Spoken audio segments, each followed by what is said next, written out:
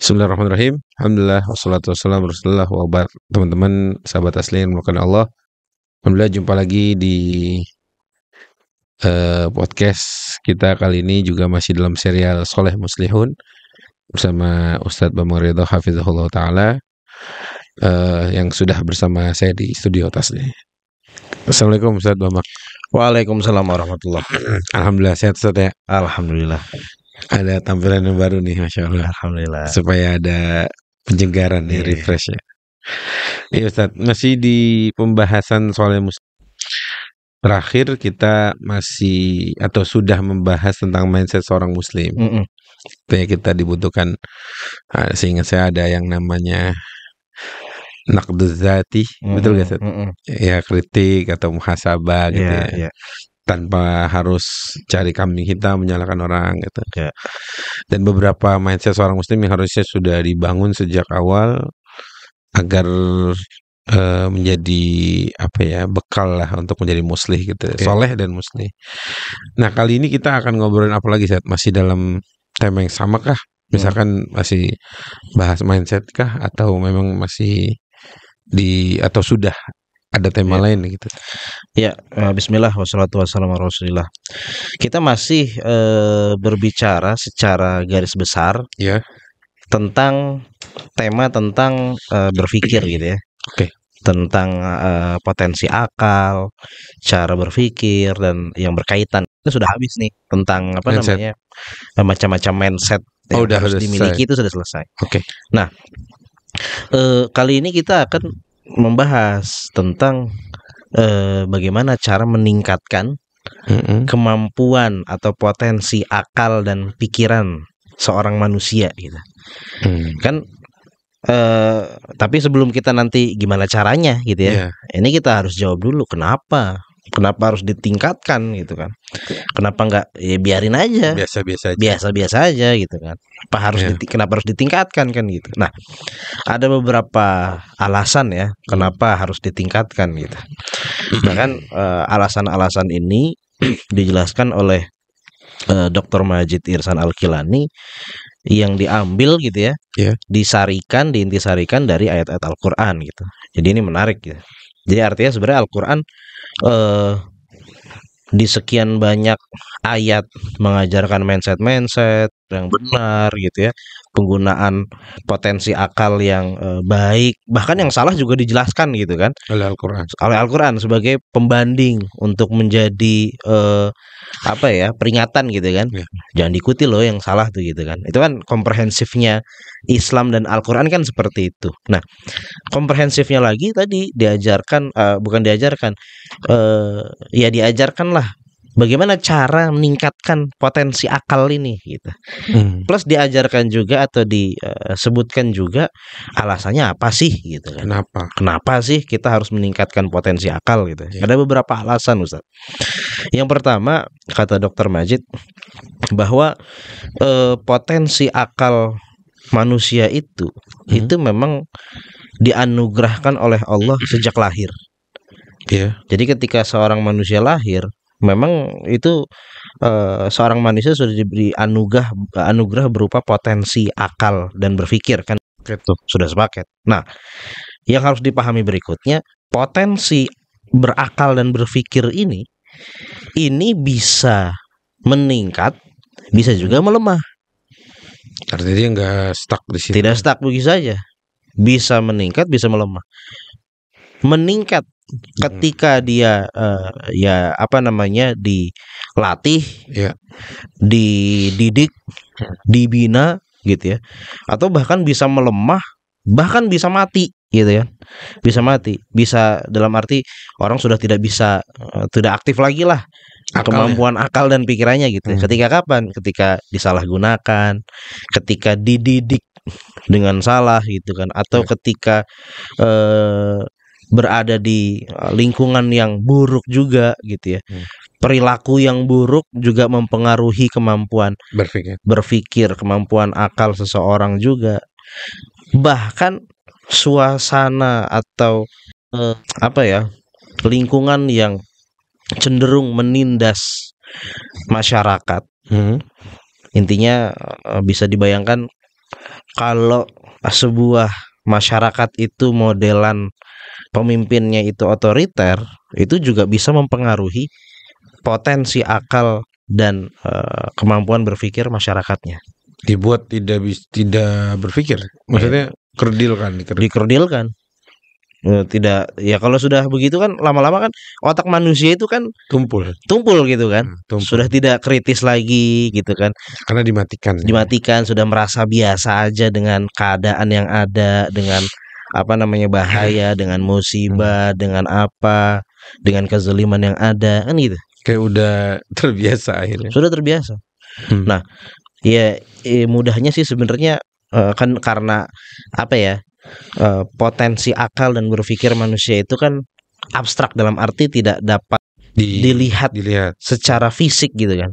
Tapi sebenarnya Allah sudah memudahkan kita. Bisa kita analogikan potensi kemampuan berakal dan berpikir manusia itu seperti otot lah. Otot perlu dilatih ya. Otot manusia bisa kuat, bisa melemah. Betul. Kuat ketika dilatih. Ya latihannya kan banyak macamnya tuh, exercise-nya gitu kan. Push up. Mungkin yang sering nge-gym atau yang apa kan, itu kan melatih ototnya gitu. Betul. Kan biasanya bahkan ada usia otot saat kan gitu kan. Dicek nih usia ototnya berapa. Manusianya sih usianya 30 tahun, tapi ternyata ototnya usianya 40, 50 kan ada begitu. Iya, usia sel gitu-gitu kan. Itu kan tergantung bagaimana dilatih, dikembangkan, dididik kan gitu. Begitu juga kemampuan berpikir. Bisa jadi ada orang mungkin usianya 30 tapi potensi berpikirnya usianya justru di bawah gitu kan, atau sudah tua dan seterusnya gitu kan. Jadi mungkin jadi kayak kanak-kanakan. Nah, kan begitu. Kali ya. Bisa begitu. Nah, kalau kata Dr. Majid, ini bisa kita lihat contoh ayat Al-Qur'an yang menegaskan atau mengisyaratkan bahwa potensi akal berpikir manusia itu bisa menguat, bisa melemah itu dari surat Al-Mutaffifin ayat 14. Gimana Ustaz? Allah berfirman, kalla bal rana ala qulubihim bima makanu yaksibun. Ini menarik ya. Kadang kita membaca ayat ini untuk hati gitu kan. Tapi kan kembali lagi, kalau kita masih ingat, kita pernah mengkaji, Dr. Majid itu mengatakan dalam Al-Qur'an qulub itu selalu dikaitkan dengan pekerjaannya dengan pekerjaan berpikir dan berakal gitu kan. Lahum qulubun la yafqahuna biha, kan gitu kan. Fiqh itu kan aktivitas berakal dan berpikir kan. Nah, ini ketika beliau mengatakan kalla bal rana ala qulubihim makanu yaksibun, ketika seseorang melakukan sesuatu perilaku yang buruk, itu mempengaruhi loh kemampuan berpikirnya, karena akan memudarkan kulubnya tadi gitu kan. Sorry saat ini nggak biasa gitu ya. Maksudnya itu nggak biasa seperti layaknya para ahli ilmu yang lain mungkin saat menjelaskan ayat ini sebagai dalil kalau kita sering maksiat, hati kita ketutupan bercak-bercak hitam itu. Tapi kalau dari sisi Dr. Majid malah dimaksud kulub ini akal pikirannya, kemampuan berakalnya. Beliau beristidlal dengan ayat yang tadi itu. Surat Al-Mutaffifin ayat 14. Ya sebenarnya mudah kalau kita melihat bentuk nyatanya saja. Banyak kok orang yang cerdas kan. Tapi ternyata malah maksiat. Bermaksiat atau katakan atau dia licik gitu kan. Kan artinya betul secara nampak kemampuan berpikirnya bagus. Tapi ternyata ini kulubnya itu kan bermasalah kan gitu. Nah, ini alasan yang pertama kenapa harus ditingkatkan, karena tadi bisa meningkat kemampuan berakal dan berpikirnya bisa lemah. Nah, kemudian alasan yang kedua adalah karena potensi berakal dan berpikir seorang manusia itu tidak memiliki batas akhir. Nggak ada batas akhirnya. Nggak ada mentok, nggak ada mentok. Kalau alat ukur IQ gitu, ya itu kan untuk untuk menilai saat ininya gitu kan. Ketika keluar nilainya kan bisa kemudian ini harus ditingkatkan gitu kan. Ini udah bagus. Udah bagus. Kan nggak ada kemudian harus diturunkan. Kan enggak kan? Berarti sampai nggak terbatas. Nggak ada terbatas. Bahkan pernah kita bahas Dr. Majid juga berdasarkan riset modern hari ini. Nah, ini disebutkan kan bahwa kemampuan akal kita itu begitu besar. Bahkan kata ini yang bahasa itu ya. Nah itu dia. Bahkan baru 10% yang digunakan. Iya. Masih ada 90% lagi belum digunakan. Yang mana kalau digunakan semuanya, seorang manusia mampu untuk menguasai puluhan bahasa, mampu mengikuti kelas kuliah berbagai jurusan dan seterusnya. Itu menandakan akal itu akal artinya sangat besar sekali kan, potensinya kan gitu kan. Nah menariknya lagi Dr. Majid membawakan ayat yang mengisyaratkan tentang hal ini gitu ya. Surat Al-Baqarah ayat 31. Wa 'allama Adamal asma'a kullaha. Allah itu kan ketika menciptakan Adam, kemudian Allah itu mengajarkan kepada Adam nama-nama semuanya, asma'a kullaha.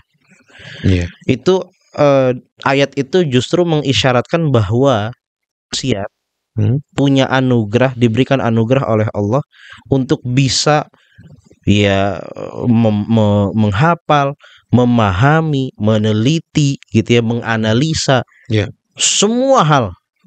Semua itu menunjukkan, semua itu menunjukkan apapun besar sekali gitu kan potensi akal kita gitu kan.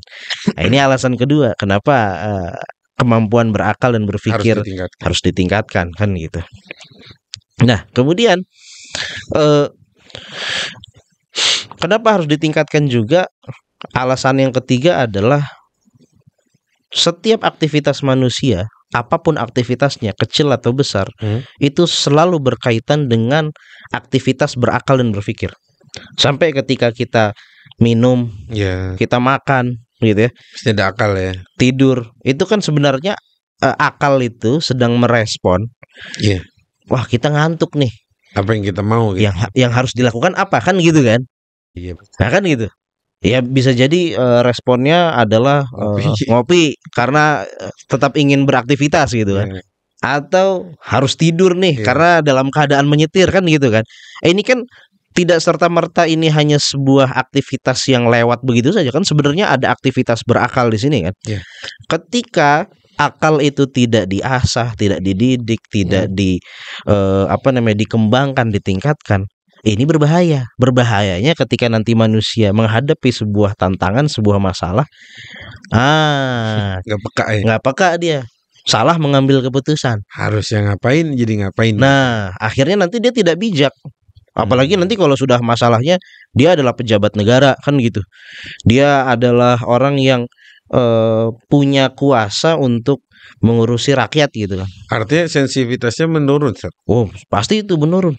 Sensitivitas ini respon akalnya. Nah, itu dia. Itu tadi gara-gara nggak dilatih. Cara tidak dilatih, tidak dididik dengan baik kan begitu kan. Ya sekarang banyak kan kita melihat pernyataan kebijakan yang nggak berakal ya, kayaknya nggak berakal atau nggak punya akal gitu. Kayak kok bisa keluar kayak gitu kan begitu. Cara komunikasinya udah aneh sekali kan begitu. Nah ini kira-kira beberapa hal alasan, sebenarnya ada alasan-alasan lain, tapi setidaknya alasan-alasan tadi sudah sudah mewakili lah gitu ya. Kenapa kita itu harus meningkatkan selalu gitu ya potensi berakal dan berpikirnya. Sekarang bagaimana caranya? Nah, ini yang menarik. Tadi kan why. Tadi why. How. Sekarang how. Kata Dr. Majid, poros utama atau inti dari cara yang diperlukan untuk meningkatkan potensi berpikir dan berakal adalah berinteraksi dengan unsur-unsur alam semesta yang ada serta peristiwa-peristiwa yang berlangsung di dalamnya. Ini agak cukup dalam nih. Arti interaksi sama siapa nih? Nah itu dia ya. Nah ini intinya gitu ya. Tetapi kemudian beliau tuh menjelaskan. Intinya begini. Intinya agar seseorang bisa meningkatkan, menjaga dan meningkatkan potensi akal dan pikirannya, dia harus selalu mengasah akal dan pikirannya untuk melihat segala peristiwa yang ada di bumi ini, gitu ya, maupun itu peristiwa sifatnya alam ataupun peristiwa yang sifatnya sosial. Beliau sebenarnya berangkat dari ayat-ayat yang mirip gitu ya. Ada kalau kita membaca Al-Quran, ada 14 ayat dalam Al-Quran yang berbicara tentang siru. Jalan apa? Qad khalat min qablikum sunanun fasiru fil ardi. Artinya jalan berkelana gitu kan. Fasiru fil ardi fangzuru. Nah, ini menarik ya kan. Dalam Al-Quran cuma jalan-jalan nih. Gak cuma jalan-jalan. Jalan-jalan itu atau traveling itu sebenarnya dalam Islam diperintahkan, tetapi gitu ya, sepaket dengan fangzuru. Fangzuru kaifa kana akibatul mukadzibin, kaifa kana banyak sekali fayangzuru kaifa kana akibatul ladzina min qablihi itu kan. Berarti ada dua perintah tuh sekaligus. Siru dan fanzuru. Ya, unzuru kan gitu kan. Jadi haunya itu. Nah, haunya itu. Kita harus jalan-jalan nih. Kita jalan, salah satunya caranya begitu, jalan-jalan gitu kan. Jalan-jalan. Tetapi tadi intinya adalah berinteraksi kan. Kan ketika kita bertraveling, kita berinteraksi dengan alam, dengan warga sekitar, kebudayaan lokal. Gimana misalnya kalau kita jalan-jalan ke Jepang gitu ya. Kenapa sih orang Jepang itu rapi gitu kan? Ya kebudayaan setempat. Setempat kayak gimana gitu kan? Kenapa sih mereka secara potensi akal tuh bagus gitu ya? Mudah menemukan sesuatu yang baru, mengembangkannya seperti apa kan gitu kan? Nah, itu kan ketika kita melakukan traveling kan, ya, siru fil ardi, tapi jangan lupa fangzuru gitu ya. Bukan hanya sekedar menikmati suasana saja, tetapi lagi-lagi di situ fangzuru, nazar. Nazar itu kalau bisa diartikan apa sih? Nazar itu kan sebenarnya bahasa Arab, kemudian di ini kan diserap ke dalam bahasa Indonesia kan, nalar. Iya kan?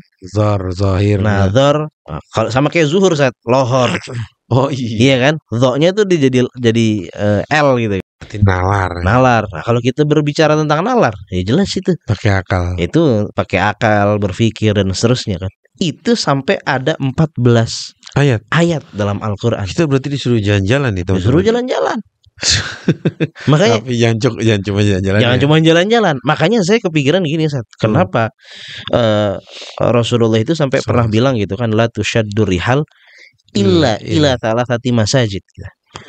Ini sebenarnya kalau kita pahami secara sempit gitu ya, secara letterlock, ya udah intinya kita nggak boleh kemana-mana. Bukan nggak boleh kemana-mana, nggak boleh melakukan perjalanan secara serius kecuali ketiga masjid ini gitu kan. Masjidil Haram, Masjid Nabawi, Masjidil Aqsa gitu. Tapi sebenarnya kalau kita coba lebih luaskan lagi nih, menafsirkan hadis ini gitu kan. Ini justru Rasulullah tuh kan harus sejalan juga nih sama ayat Al-Quran ini kan. Kan di Al-Quran ini kan fasiru ini kan umum. Memang umum. Pada dasarnya boleh kemana saja gitu kan, untuk menganalisa, mempelajari sesuatu. Nah, tetapi memang yang diutamakan adalah ketiga masjid ini. Kenapa? Ya tiga masjid ini yang memiliki hikmah, pelajaran yang sangat besar gitu kan. Ya karena di situ ada saksi perjuangan Rasulullah, bagaimana Rasulullah membangun umat gitu kan, bagaimana Rasulullah historisnya sangat kuat sekali kan gitu kan. Berarti artinya hadis itu bukan melarang kita jalan-jalan. Oh enggak. Karena kalau begitu bertentangan dengan ayat. Kan. Padahal nggak ada pertentangan antara dua ayat ini, dua sumber primer ini. Nah itu dia. Tapi memang ada, artinya hadis itu menunjukkan memang ada keutamaan yang lebih kan. Pasti. Di tiga masjid ini kan. Ya lebih luasnya lagi sebenarnya bukan hanya masjidnya kan. Masjid Nabawi adalah Madinah, Masjidil Haram adalah Mekah gitu kan, dan Masjidil Aqsa adalah Palestina kan gitu kan. Itu bumi-bumi diberkahi semua. Nah itu dia. Selain tadi karena memang di sini ada kiblat-kiblat umat Islam kan begitu kan. Secara histori. Sebelum masuk yang lain, saya jadi kepikiran tadi, kalau orang yang keluar dari daerahnya, ketemu orang lain, kebudayaan lokal, itu secara langsung artinya membuka cakrawala dia berpikir, Betul, cara pandang yang berbeda. betul. Karena menurut aneh Ustaz, ada sebagian, saya nggak katakan semua ya, tapi sebagian orang yang nggak kemana-mana, artinya dia selalu di desa aja, di tempatnya, di kampung. Akhirnya kalau bahasa Betawi itu jago kampung, Ustaz.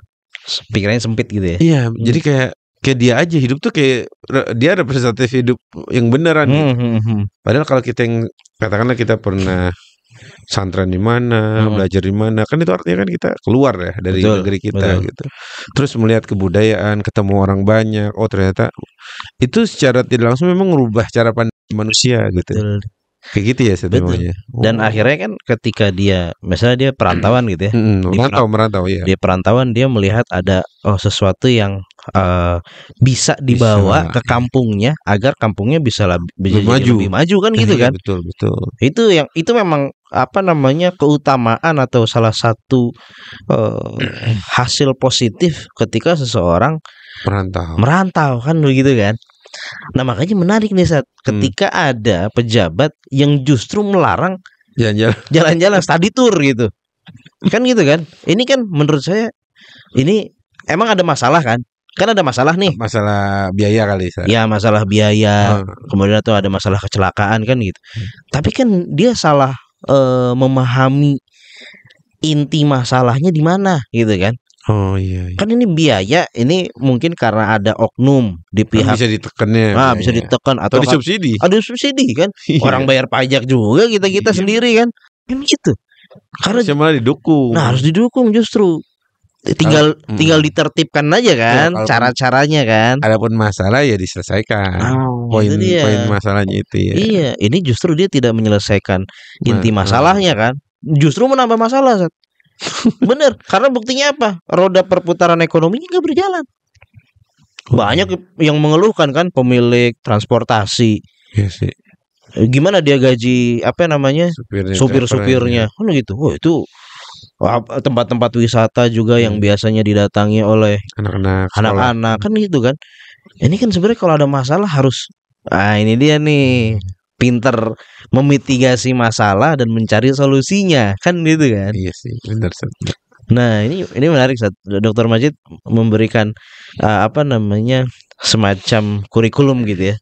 Kurikulum jalan-jalan. Kurikulum untuk meningkatkan kemampuan berakal dan berpikir itu caranya dengan ini intinya sih berinteraksi dengan alam semesta, dengan peristiwa yang ada di dalamnya gitu kan. Ya salah satu caranya tadi dengan jalan-jalan kan gitu kan. Nah, sehingga nanti dari situ, dari jalan-jalan itu gitu ya, kan kita akan bisa memahami gitu ya, akan bisa mendalami, akan bisa mengambil pelajaran tentang bagaimana sih sebuah masyarakat itu bisa maju, bisa apa namanya, kita pelajari lah ya, hancur. Nah, ketika itu kita pelajari, itu nanti yang menjadi pedoman kita kan. Wah, dia tuh hancur gara-gara begini. Kita pelajari sebab-sebabnya. Jangan sampai kita melakukan itu. Oh, majunya seperti kan. Sebenarnya kalau biasanya apa namanya study tour itu kan misalnya belajar ya tentang gimana sih usaha ini biar maju tuh, gimana caranya. Itu kan langkah-langkahnya gitu kan. Ini kalau kemudian anak-anak tadi tour ini kan wah justru Al-Quran menyuruh seperti itu kan gitu kan. Masya Allah. Makanya menariknya Dr. Majid itu sampai apa namanya mendalaminya begini dari ayat-ayat yang berbicara tentang bagaimana berinteraksi tadi ya, berinteraksi dengan alam semesta, dengan peristiwa-peristiwa yang ada hari ini dan yang masa lalu. Itu sebenarnya intinya ada dua tuh. Apa tuh? Ada dimensi geografi dan ada dimensi sejarahnya. Jadi kan kita belajar geografi dan belajar sejarah. Sejarah itu makanya di Al-Quran sering Allah menceritakan tentang gimana sih nasib-nasib umat terdahulu gitu ya. Yang dulu dia benar-benar secara teknologi pada saat itu sudah sangat maju gitu kan. pemerintah penguasanya itu sangat sangat kuat dan seterusnya gitu, super power, tapi ternyata hancur loh. Kita jadikan pelajaran, termasuk tentu untuk para pejabat penguasa jangan terlalu merasa angkuh gitu kan. Yang Fir'aun aja yang sebegitu tingginya aja matinya Allah tenggelamkan di dasar lautan kan gitu kan. Apalagi yang katakan biasa-biasa aja yang belum super power banget kayak gitu, itu sangat mudah sekali. Firaun aja sebejat itu aja matinya begitu gitu kan. Apalagi yang ente yang nggak bejat-bejat amat. Ya udahlah ya. Nah itu dia. Berarti tadi dari sisi kita diminta oleh Allah untuk pergi keluar berinteraksi dengan semesta bisa jadi manusianya, bisa jadi alamnya langsung, betul. Apalagi tadi kata Dr. Majid, ada langkah apa lagi setelah itu, setelah kita berinteraksi kemudian nanti kita akan menemukan apa bahasanya ya, kaidah-kaidah kebangkitan, sebab-sebab kehancuran gitu kan. Itu menarik tuh. Dr. Majid kan di di bukunya beliau sendiri beliau membahas tentang umat gitu ya. Umat Islam lah gitu. Al-ummah al-muslimah gitu ya. Apa saja unsur-unsur kebangkitan dan apa saja penyebab-penyebab kemerosotan atau kemundurannya gitu kan. Beliau kan sampai di satu kitab khusus ada di satu kitab khusus, tapi kemudian beliau masukkan ke dalam buku judulnya Tujuan-tujuan Pendidikan Islam. Beliau masukkan di situ. Beliau itu contohnya ya, kalau kita spill sebuah umat itu bisa diklasifikasikan atau dikategorikan gitu ya. Masa-masanya ada masa sehat, kemudian apalagi ya sakit gitu ya, mati. Sehat, sakit, mati gitu. Sehat itu artinya umat ini sebuah bangsa lah gitu ya. Itu maju lah gitu ya. Berjaya gitu kan. Nah, kalau sakit itu udah mulai ada gejala-gejala kehancuran gitu kan. Kalau mati ya udah hancur lah, dalam arti, tapi kan ini kan sebenarnya sehat, sakit, mati itu kan seperti tubuh manusia gitu ya. Tapi sebuah siklus gitu kan. Bedanya kalau manusia itu kan ketika sakit, terlihat sakit, mudah kita melihatnya gitu ya. Ketika mati ya sudah, badannya mati gitu ya. Bedanya kalau umat atau sebuah bangsa, sebuah masyarakat itu, kalau dia sakit, gejala-gejalanya apa nih? Itu beliau bahas di situ. Beliau intisarikan dari ayat Quran, dari hadis gitu kan. Beliau kayaknya semacam Allah kasih ilham untuk mengidentifikasi penyakit-penyakit itu ya. Itu dia. Kemudian dari karya-karyanya itu beliau seakan menjawab penyakit umat. Nah, termasuk yang kita bahas nih dari pola pikir. Nah, itu dia. Karena ya kalau kita, mungkin sebagian orang obrolan kita terlalu, tapi sebenarnya ini yang paling fundamental untuk kita mau berubah, mau itu ya. Dan ini yang kita butuhkan pada hari ini. Masya Allah. Ada apa lagi dari yang tadi antum ini? Nah, ini salah satu hal yang menarik ya untuk kemudian bridging kita kepada pertemuan yang akan datang. Salah satu unsur agar manusia itu bisa meningkatkan potensi berakal dan berpikirnya dengan baik, itu harus ada lingkungan yang bebas atau merdeka, atau di bahasa Arabnya itu hurriyah gitu, harus hur gitu. Ini beliau sangat tekankan sekali. Bahkan makanya nanti kemudian beliau membahas sebenarnya konsep bebas dan merdeka dalam Islam itu seperti apa gitu. Karena kan beliau tadi spill kan, salah satu penyebab manusia itu potensi akal dan pikirannya itu melemah karena berada di lingkungan tirani dan tertindas. Makanya dalam kisahnya, contohnya dalam kisahnya Fir'aun kan, rakyatnya Fir'aun itu kan sampai inferior karena bertahun-tahun ditindas gitu kan. Sehingga mereka merasa ketika Musa datang, idhab anta wa rabbuka faqatila inna hahuna qa'idun gitu kan. Ente aja deh yang ini.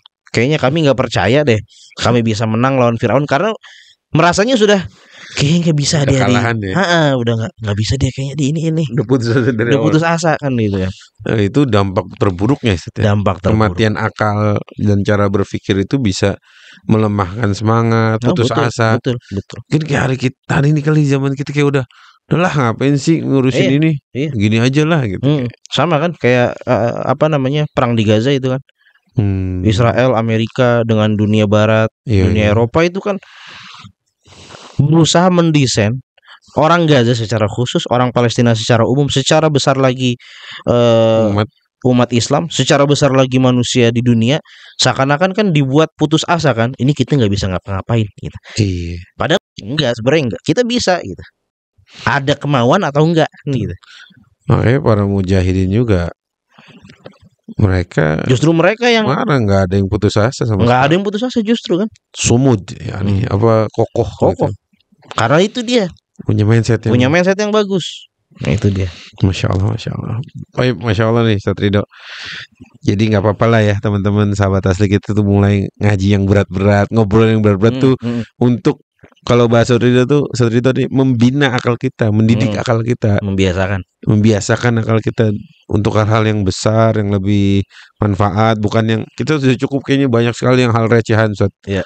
Apalah di reels di apa ada aja kan, itu buatlah sebagai selingan hiburan.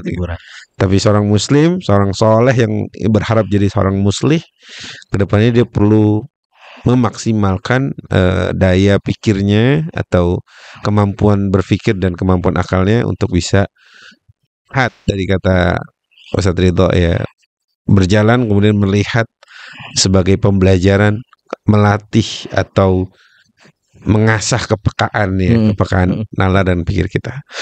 Jazakumullah khairan Ustaz Ridho. Insyaallah kita bertemu lagi di tema yang akan datang, masih dalam serial Soleh dan Muslihun. Kira-kira itu mungkin kita cukupkan sampai sini. Semoga isi ini bermanfaat. Assalamualaikum warahmatullahi wabarakatuh. Waalaikumsalam.